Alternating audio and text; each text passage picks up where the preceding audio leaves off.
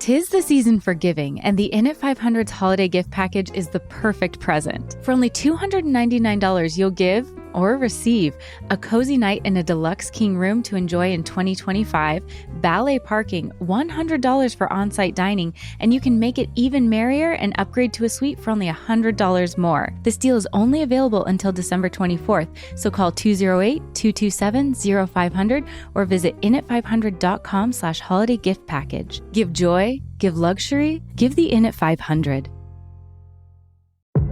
Boise, are you already tired of the inversion? Why not escape to the lush forests of the Oregon coast? Salishan Coastal Lodge by SCPs is waiting to welcome you, whether you're looking for adventure or a chance to unwind. Make time to reconnect with yourself, loved ones, and nature while enjoying 20% off stays with code CITYCAST. From spa treatments to zip lining and forest hikes, Salishan has everything you're looking for in a getaway. Make 2025 a year of intentional restorative travel. Book your stay at salishan.com with code CITYCAST to save 20% and start the year with purpose and connection. Today on CityCast Boise, this holiday season, skip the gift cards and go for something timeless: books. We're diving into the best titles to gift, from heartwarming reads and family favorites to stories that make a quiet statement in the face of Idaho's growing book bans. Whether you're shopping for kids, families, or your favorite bibliophile, this guide will help you find the perfect match for everyone on your list. It's Monday, December 16th. I'm Lindsay Van Allen, and this is what Boise's talking about. Joining me today is Molly Nota, librarian and book enthusiast. Thanks for being here today, Molly. Thank you so much for having me. I'm so excited. So the kind of the backstory about how I came to this idea and I talked with Molly about it is my mom's family is actually Norwegian. So we do Christmas a little differently. We open all of our presents on Christmas Eve. And one of my favorite family traditions is giving each of my kids a book. And after we're done opening presents, we spend time cuddling and reading together. And books make such a fantastic gift. And so I wanted to talk with Molly about the books that she's excited about or books that would make a good gift this year. So, Molly, I'm curious, what books do you have your eye on? Well, first of all, I love that you do that on Christmas Eve. That is so wonderful and such a great tradition. In terms of what I have my eye on, there are so many, Lindsay. It's kind of intense. First on my list is The Serviceberry, and that's by Robin Wall Kimmerer. And if you're familiar with her, she's the author of Braiding Sweetgrass. This is a book on Indigenous wisdom and how we can use the plant world to reimagine what we value the most. So I think that's very timely, and I'm so excited to read it. The other book that I have on my list is The Briar Club. And this is a historical fiction by Kate Quinn. This is about an all-female boarding house in 1950s DC during the McCarthy era. And we have a mysterious new tenant that moves in.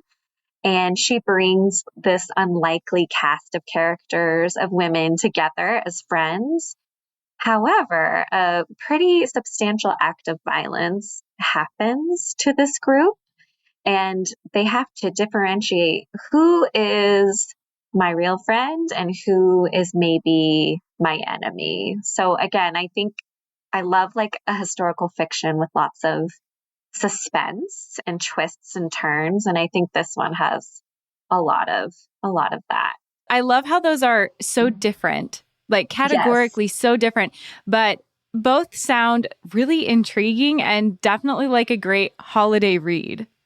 Yeah, I think they kind of take you out of your setting, and maybe they are both books that can kind of also be grounding in a way because they are in settings potentially that some of us are not always familiar with. So yeah, I agree. I think a little escapism with some grounding might be just what people need this holiday season. Oh, yes, I 100% agree. I'm also a huge fan of Louise Erdrich. I don't know if you've heard of her, but she is a Pulitzer Prize winner. She's a powerhouse Indigenous author, and she just came out with a book that's billed as a love story. It's also about natural forces and spiritual yearnings, and just how, the choices of many can kind of create these huge impacts of unforeseen circumstances on everyday people's lives, which I also think, we want a little bit of escapism, but we also, we do want to read books that kind of echo our time too. Absolutely. Are there any books by local authors that people should definitely be checking out or getting for a gift for themselves or others this holiday season? Yes. One of my top favorites is The Idaho Traveler. That's by Alan Minskoff. I believe he's a local professor and editor, and he actually takes a road trip through every single substantially culturally significant Idaho landmark. And he takes photographs, and they're beautifully printed and very rich and vibrant. And then he also writes a little snippet right next to the picture about his experience in walking into like an old school diner in Arco, or maybe he goes to a library in another small rural town. And I just think it's such a great coffee table book, and also a book that you can pick up and then come back to later. I want to recommend Delivery by Thomas Baiza. I always butcher his last name, but this is such an incredible literary fiction novel about a young man who grows up in California and is of mixed race and is sort of navigating those cultural divides. Everywhere he goes, he doesn't quite belong. And I really loved the characters, such lovely messaging about empathy, our differences, and how a community can really come together and look unlike anything that we've imagined. So he's an incredible local author and just a really wonderful person too. Oh, I love those suggestions. Thank you. Okay, in the same vein, one thing I love about giving books is it is an opportunity for me to focus on shopping local, which is something I really, really try to do during the holidays. And so where are some places that you recommend people go to get books locally to give as gifts? I mean, I have to give a shout out to the Lit Room in Garden City. One of the most beautiful spaces, both new books and used, and it's very curated to emphasize voices who are not always, propped up in publishing, but always rediscovered. I mean, Rediscovered is like a Boise institution for many years now. They have the best selection of virtually every genre and incredible author events. And they are doing such incredible things for our community as well. But I also have to plug the newest bookstore in the area, which is Canary Books in Nampa. Oh, I haven't heard of them. I'm so excited. Yes, Canary Books in Nampa. This is an independent bookstore. And I believe it's woman owned. And from what I've seen on their socials, it just looks like another amazing, great space for book lovers in the Treasure Valley. I am so excited to check that out. Oh, one more little like insider tip I have. When you buy a book around the holidays at Rediscovered Books, they will wrap it for you. I hate wrapping presents. I'm not good at it and I dislike it. So that's another, I love buying books and do you want it wrapped? Yes, please. Thank you. Absolutely. I will tip you. That's my favorite. And they have gorgeous wrapping paper. And my kids can always tell which of their presents are the books because they're fabulously wrapped and the other ones look like they're like in the bag. Those ones were done by mom. So that's such a good tip. Yes, totally.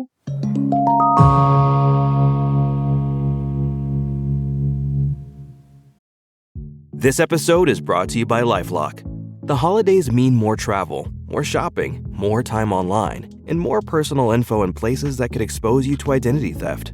That's why LifeLock monitors millions of data points every second. If your identity is stolen, their US-based restoration specialist will fix it, guaranteed or your money back. Get more holiday fun and less holiday worry with LifeLock. Save up to 40% your first year. Visit lifelock.com/podcast. Terms apply.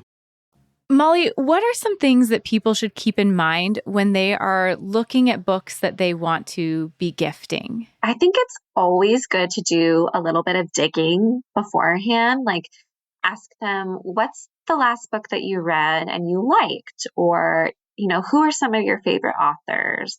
And what is it that makes you excited to read books? So is it like a super epic plot, or is it really exceptional character development that makes you feel like the main characters?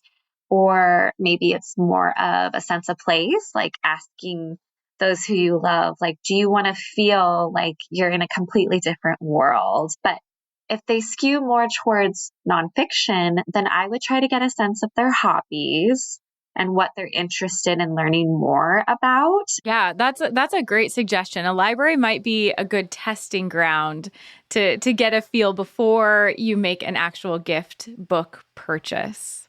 Are there any popular authors that are going to be dropping new releases in time for the holidays? If you are a memoir lover, if you are into music history, Cher has a new memoir coming out. And that it's huge, right? It's huge. And that's only part one of Oh, wow. her memoir. So I'm really excited about that. And then if you are a science fiction fan or just a general, literary fiction fan, Haruki Murakami is coming out with a new book, and he's an incredibly popular author. Some argue the most influential author of the 21st century, and he's coming out with The City and Its Uncertain Walls, and I think it's going to be huge. It's billed as a love story, a quest, an ode to books and libraries, and it's a parable for our peculiar times. So I was like, sign me up. Yeah, that especially with everything that's been going on in our state and locally, I think that's something that, a good parable that has a fantastic story can just feel so satisfying to read. Yes, exactly. Are there any books that you know of that are generating buzz that you think would delight someone to find as a gift that they get for the holiday season? Yes. Oh my gosh. There is a really great one that's coming out soon. This is called Is She Really Going Out with Him by Sophie Cousins. So this is like a modern day Bridget Jones's Diary, like so funny, very tongue in cheek, a friends to lovers trope about coworkers who are writing a column on modern dating. And it's just so light and effervescent. So anybody who has like a rom-com lover, a romance reader in their life, I 100% recommend this one. My next one is What the Chicken Knows by Cy Montgomery. And so she is a naturalist that researches animals. And, she's done a few books on octopi. I mean, what do we say? Is it octopi? I think it's Yes. octopi. So I know a listener will let us know, but I believe it's octopi. Yes, chime in if it's not. But so this basically is all about the minds of chickens. And so I didn't know this, Lindsay, but chickens actually remember the past and they anticipate the future. Really? Yeah. And then they can communicate through at least 24 distinct calls.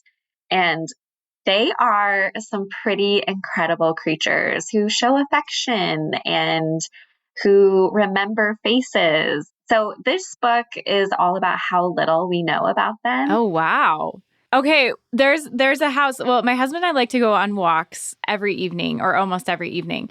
And one of my neighbors has chickens. And I will Like they're very squawky. Some of them are like up in the trees, Yeah. like roosting when it gets dark because it's getting dark earlier now. And so I always walk by and say hi to them. So are you telling me that potentially they remember me and they're anticipating I'm going to come back? I really do. I really think that they're like, they're out there gardening and you're that friendly face that they see pretty regularly. And they're like, oh, yeah, there's our faithful neighborhood walker. We better say hi. Like, she seems so nice and cool. I really do. I really do. Okay. I'm definitely adding that to my list because I want to know more about these neighbors ladies that I say hi to. I need to know more about their chicken psychology, I think. I love that. So I really try to curate a cozy hygge vibe, which is a Danish, Icelandic, Norwegian vibe for our Christmas Eve reading time. It's just it's the idea of being comfortable, cozy. So what are some cozy books that would be perfect for curling up with on a cold holiday evening? I am a huge fan of Catherine May. She's a English memoirist and she wrote Wintering, The Power of Rest and Retreat in Difficult Times. And it's just really all about how we've kind of come to like villainize winter in a way and how there are such powerful traditions in Icelandic, English cultures where it reminds us to take time to enjoy the ritual of rest and meditation and, to really sink into cold and darker times to sort of regenerate later. I really enjoy that one. And do you have maybe a similar idea, but like slightly different focus? Do you have any like classic comfort reads that would make a good gift? Because sometimes just reading something it's going to be comfortable just feels so nice. Absolutely. I mean, I was just in a senior home delivering books and we got to talking about this exact topic, and the recommendations that we all came up with was Little Women. Little Women is always kind of like a pretty classic winter holiday season read. And I also really love the Neapolitan series by Elena Ferrante. Of course, like The Hobbit, anything by Tolkien, I think is a great classic comfort read as a gift for sure. I think those are some really fantastic comfort, cozy suggestions. Deck your home with Blinds.com. La la la la la la la la la. La la la la la Blinds.com. DIY or let us install. La la la la la la la la. La la la la Blinds.com. Free design consultation. Free. Plus free samples and free shipping. Free. Head to Blinds.com now for up to 45% off select styles plus a free professional measure. La Blinds.com. Rules and restrictions may apply. Okay, so maybe the hardest part of this whole process for me is that I always want to get books that I think my children will love or will enjoy or will delight them or surprise them or challenge them. The focus can be different based on each child each year. But I have a child in elementary school, I have a child in middle school, and I have a high schooler. So I've got a range of reading abilities and interests that I've got to shop for. So I wanted to kind of cover that for other parents who might be looking at books for their kids. Let's start with our youngest readers. What are some great picture books or interactive books that parents can share with their kids? My first pick is called Good Night Thoughts by Max Greenfield. Yes, this is Schmidt from New Girl. He wrote a picture book with his daughter. I think he also wrote one during the pandemic, but this particular book is a picture book about a young child's mind at night when they're getting ready to go to bed. So like, what are their worst case scenarios? Maybe it's like a toilet being filled with tarantulas or the earth exploding like popcorn. So these intrusive thoughts, that's like the big fancy term that we call it, can be really hard at nighttime. And I just really love that this helps little ones navigate nighttime anxiety and gives them some of the tools to think, to work through it, and to just kind of to let these scenarios be in their head, but we're not sort of spiraling beyond that. I think it's, there's a lot of high rates of children having pretty high anxiety and depression and other tribulations in our state. So I think anything that can focus on really good grounding techniques during this time is also would be a great picture book. I think that is I didn't even know that existed, but that is such a fantastic story. I wish I would have had that when my kids were quite a bit younger for, those scary nighttime thoughts when you're like, that's not going to happen, but I don't know how to calm you right now so you can go to sleep. But yeah, so that's such a great book. Thank you for bringing that up. Yeah, absolutely. Okay, Molly, this might be the most challenging. I've got to get a book for a middle schooler, and I have found that's tricky. So what are some books that have been really popular with that age demographic, kind of 11 to 14 this year? Mm-hmm. A notoriously tricky demographic, and one that you are not alone in the struggle, Lindsay. So I will say the one book that I have seen the biggest buzz, both like in book critic circles and through our own patron requests and circulation, it's the Bletchley Riddle.